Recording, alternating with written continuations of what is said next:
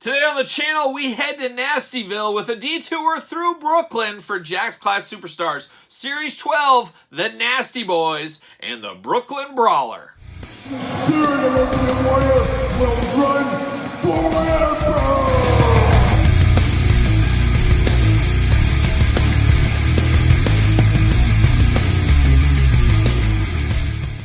Welcome everyone, Kyle here, and welcome back to the channel for another Jack's Class Superstars Series 12 unboxing and review. And today from Series 12, we got the Nasty Boys, Brian Knobbs and Jerry Sags, and we got the Brooklyn Brawler. But remember, for all your modern day wrestling figure needs, make sure you're hitting up Ringside Collectibles. Use discount code Kyle to save 10% and tell Ringside Kyle sent you. So without further ado, we're going to do this review like we do all the other reviews on the channel. We're going to take a look at the packaging. We're going to talk about it. We're going to unbox it. We're going to talk about it. We're going to see where it goes from there. And we're going to kick it off with the old Nasty Boy, Jerry Sags. Oh, the Nasty Boys. Never forget the first time I saw them in the AWA. Then they went over to WCW and stole my hearts with a very hardcore style. What was that? Man Mountain Rock and Cactus Jack versus the Nasties. Quite the match. The Halloween Havoc match with Steiners versus Nasty Boys. One of my all-time favorite tag team matches. Of course, them going over to the WWF and then back to WCW.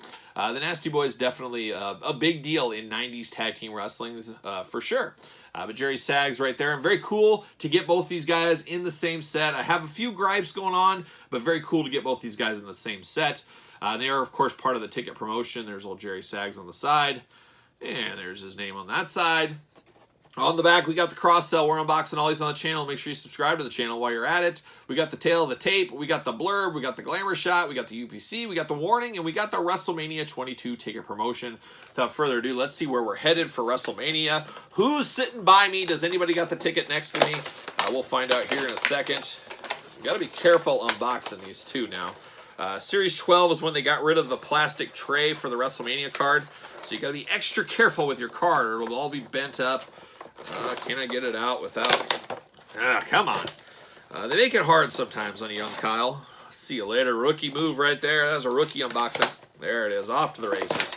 We'll get old Jerry Sags out. There it is. Bam, bam, bam. Bigelow. See you later.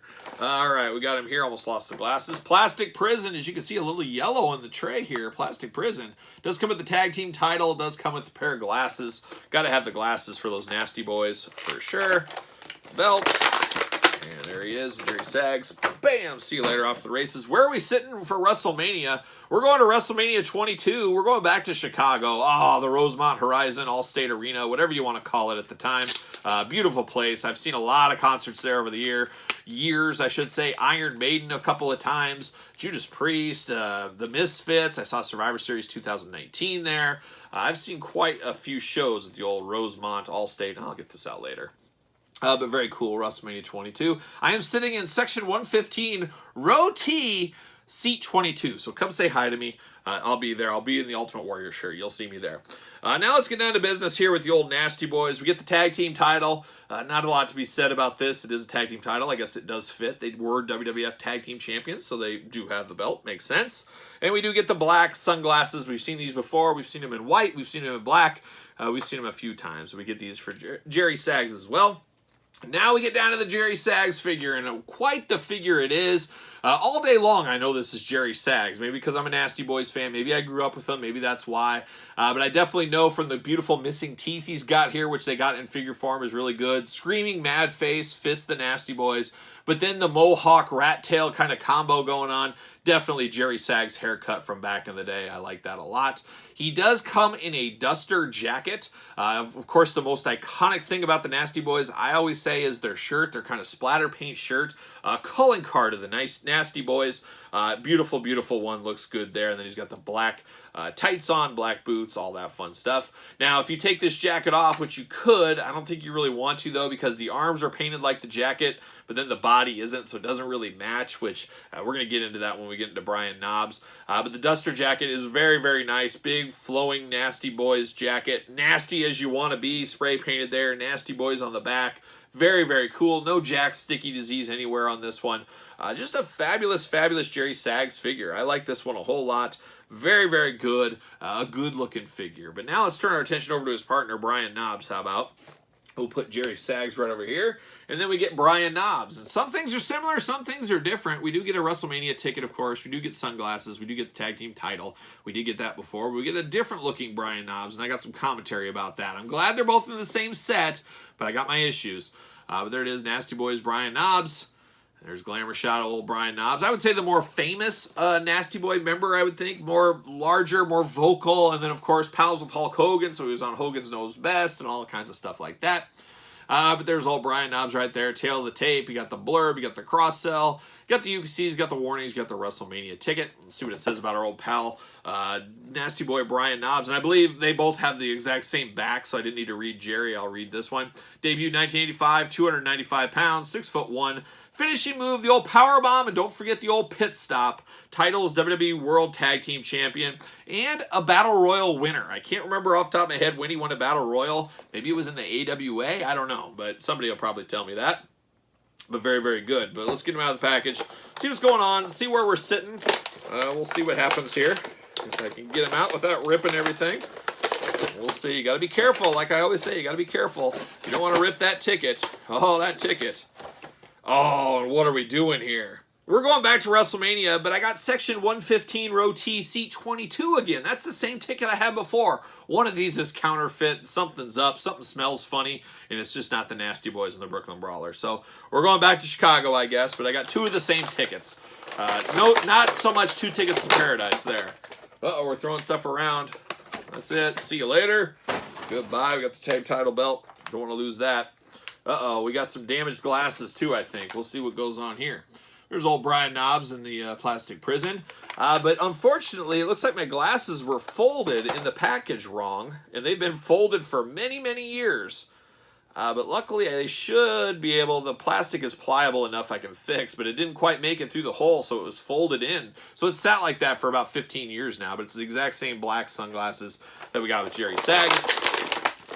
There it is. See you later. Tag title, we already went over that as well, so don't need to do that again. Now we got old Brian Knobbs out of the package here. And now we got some interesting stuff. And let's start and break this one down here. We got Brian Knobbs. Once again, I'm going to know who this is. That iconic mulleted flat top, or not flat top, mulleted mohawk he's got going there. He's got the very puzzled Brian Knobbs face there. Maybe a little skinny for Brian Knobbs in the body. Usually they make them too big. This one might be a little skinny, but you couldn't really give him that Kamala Bam Bam Bigelow body size either. So some of these guys that flirt in between some of these, it's always kind of difficult. You really can't win either way, it seems like. And I'd say Brian Knobbs is one of those guys. He's got his nice prison tattoo of knobs on there that he looked like he got done in a prison, or the old schoolyard possibly. We do have the Nasty Boy shirt, much like we saw with Jerry Sags. And then, of course, you got the black tights, black boots, all that we saw with Jerry Sags. Now, the difference here, and this really frustrated me back then, it frustrates me in this day and age, is how he got the duster jacket, and then Brian Knobbs did not get the duster jacket. So very, very confusing. Why you wouldn't want to have these guys matched up in the exact same gear, either both duster or both without. I don't care. Go one way or the other. I always felt this was a cash grab back in the day. This is just young Kyle, mid-2000s Kyle just saying, here's what I think they're doing here at Jack's. They wanted us to buy two of each of these and do a head swap so you have two different versions. That's what they want us to do. I never did do that, but I'm not opposed to that. If I can find these guys loose, I would do that. I'd pop their heads, switch the bodies, have two of each version. And I might do that one of these days. We'll see what happens, but I was always very disappointed the tag teams don't match up. Now, I was happy we got the tag teams in the same set. I just wish it would have matched. So, once again, the tag teams are always a state of confusion with the Jack's Class Superstars line. And this is definitely a part of that confusion there. But very, very cool to get the Nasty Boys, get some more tag teams, really building out that roster in the Class Superstars line. I'm here for that all day long. So there's the Nasty Boys. Now we turn it over to another smelly individual, the Brooklyn Brawler, perennial journeyman of the WWF, gatekeeper supreme. And I always liked the Brooklyn Brawler because, yeah, he was a jobber, but he was a step above a jobber, I always thought. Him and Iron Mike Sharp, I always thought they were about a step above. Brooklyn Brawler, he could win a match every once in a blue moon. He had that feud with the Red Rooster. We all remember that in a WrestleMania match. So the Brawler was around enough to be dangerous, and even Bobby Heenan managed him for a little while. So it was always interesting. They always talk about how he had to put the Ultimate Warrior through his paces when Warrior came to the WWF to get him ready for the show, some might say. So the Brawler's been around, and he's one that we are dire in need of a Mattel of the Brooklyn Brawler. I think they could do it justice. This figure's okay, but I know a Mattel one would be better. But there he is, the old Brooklyn Brawler in the package. It does say Brooklyn across his shirt, where on the back of the package, it's just a plain shirt. So I don't know. Of course, you couldn't put Yankees there because of legal reasons, obviously. He does come with a soft goods hat, which is always strange, and a barbed wire baseball bat. And I don't think the Brooklyn Brawler ever used a barbed wire baseball bat in his entire career. I could be wrong, but I'm pretty sure that's correct. So it's just one of those accessories. Hey, let's just throw it in there. Why wouldn't we? We also get the WrestleMania ticket. Got to have that. Brooklyn Brawler on the side. There he is on the other side, looking good in the glamour shot. And then on the back, you got the cross-sell warnings, UPCs, WrestleMania promotion, glamour shot, all the fun stuff we're used to. Let's see what it says about the old Brooklyn Brawler here. Debuted in 1986, 268 pounds, 6'2", finishing move, the old back suplex, the pile driver, and the swinging neck breaker. And he didn't finish a whole lot of matches with any of those, as we do know.